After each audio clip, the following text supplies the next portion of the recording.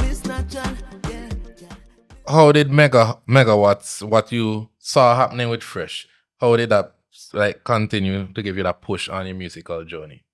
Well, like I said, from I walk in the studio and I see how production is, I say, nah, boy, I want to do this thing. I fell in love with production, and immediately I went home and just look up what I could do, how I could get. Well, Fresh did tell me what I could do.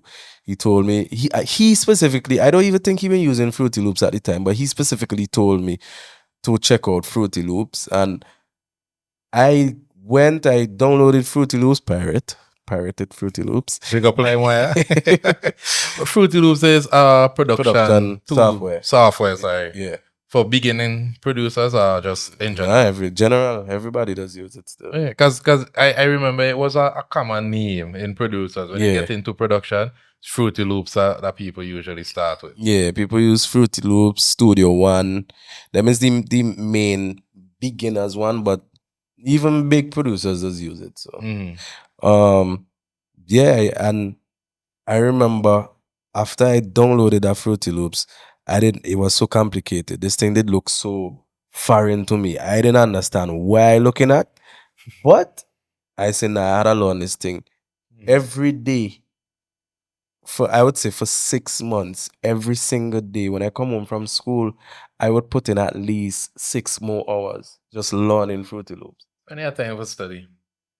Yeah, mommy think I've been studying, but because I had the computer in my room. So you're telling me now, I go know, and you trying to bring me down with your delinquency? That is crazy.